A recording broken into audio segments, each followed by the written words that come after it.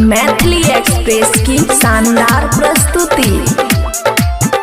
दिल बोल रहा है वंदे मातरम, दिल बोल रहा है वंदे मातरम। राइटर बबुआ राहुल। जन से भी प्यारा तिरंगा है, झंडा ये ऊंचा हमारा है, झंडा ये ऊंचा हमारा है। जन से भी तिरंगा प्यारा है, झंडा ये ऊंचा हमारा है।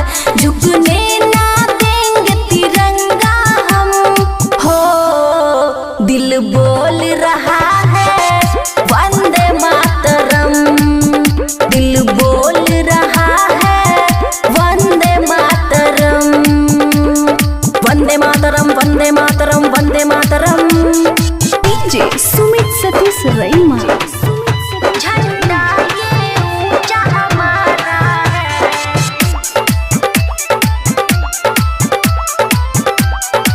खुशी रिकॉर्डिंग स्टूडियो बलुआहा।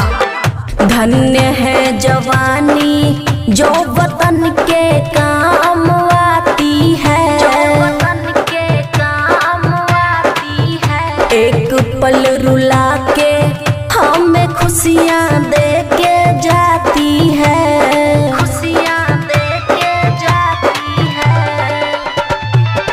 धन्य है जवानी जो वतन के काम आती है।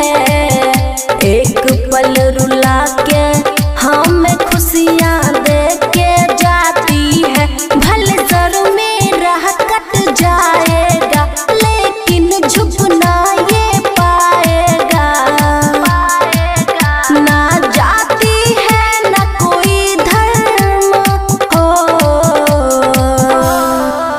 दिल बोल रहा है वंदे मातरम, दिल बोल रहा है वंदे मातरम। वंदे मातरम वंदे मातरम वंदे मातरम वंदे मातरम। डीजे सुमित सतीश रईमा।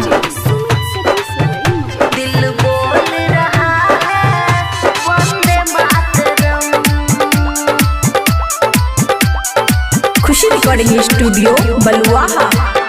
लिखता है कलम मेरे वीरों की कहानियाँ, वीरों की कहानियाँ। खिलखिलाता ये चमन शहीदों की निशानियाँ, शहीदों की निशानियाँ। लिखता है कलम मेरा वीरों की कहानियाँ।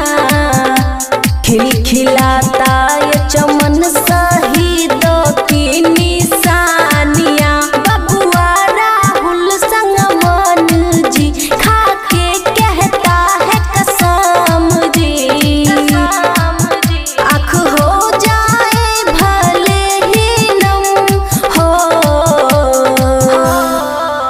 दिल बोल रहा है वंदे मातरम, दिल बोल रहा है वंदे मातरम।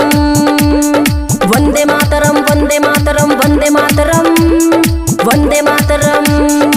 खुशी रिकॉर्डिंग स्टूडियो बलुआहा।